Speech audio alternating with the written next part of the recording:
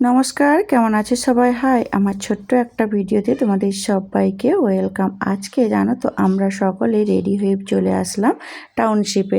আমরা যেখানে থাকি ওই কাছাকাছি একটা টাউনশিপ আছে, আর ওখানে কিন্তু সব রকমের পুজো হয়।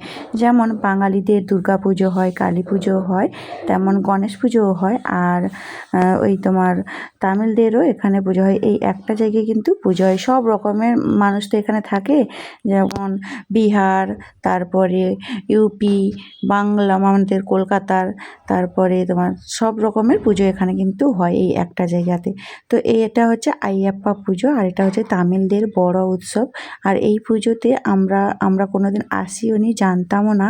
তোমাদের দাদাভাইকে অফিস থেকে ইনভাইট করেছিল যে এখানে ওই আইয়াপ্পা পুজো হচ্ছে, আর তো তোমরা সবাই এখানে আসবে। তো সেটা দেখার জন্য আমিও বললাম যে চলো যে একবার ঘুরেই আসি। তো এবার এসেই দেখি এখানে আমরা যখন প্রথমে আসি লোক কিন্তু অনেক ফাঁকাই ছিল, তারপরে দেখলাম ধীরে ধীরে প্রচুর মানুষের ভিড় জমে গেছে। আর আমাদের যেরকম দীপাবলিতে ওই প্রদীপ জ্বালাতাম, এখানেও কিন্তু প্রত্যেক মেয়ে বউর হাতে দেখছি প্রদীপের প্লেট আছে হাতে। আর ওটা কিন্তু মানে যেখানে পুজো হচ্ছে ওখান থেকে নিয়ে এই যে বড় মন্দিরটা দেখছো ওখানে নিয়ে যাচ্ছে।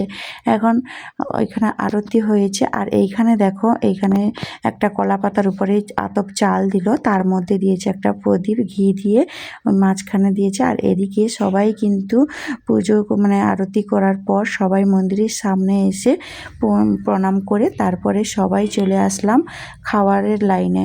আর এখানে একটা জিনিস কি বলতো, খাবার নিতে হলে তোমাদেরকে লাইন দিয়েই নিতে হবে।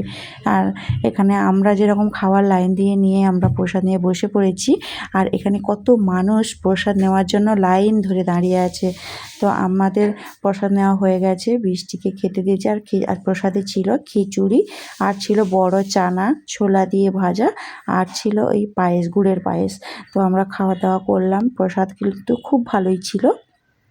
তো প্রসাদই হয়, যত তুমি বাড়িতেই রান্না করো না কেন প্রসাদ প্রসাদই হয়। তো আমরা খাওয়া দাওয়া করলাম, তারপরে আমরা এখন ফিরবো বাড়ি। তো আজকের মতো ব্লগটা এই পর্যন্ত। সবাই ভালো থেকো, সুস্থ থেকো, সাবধানে থেকো।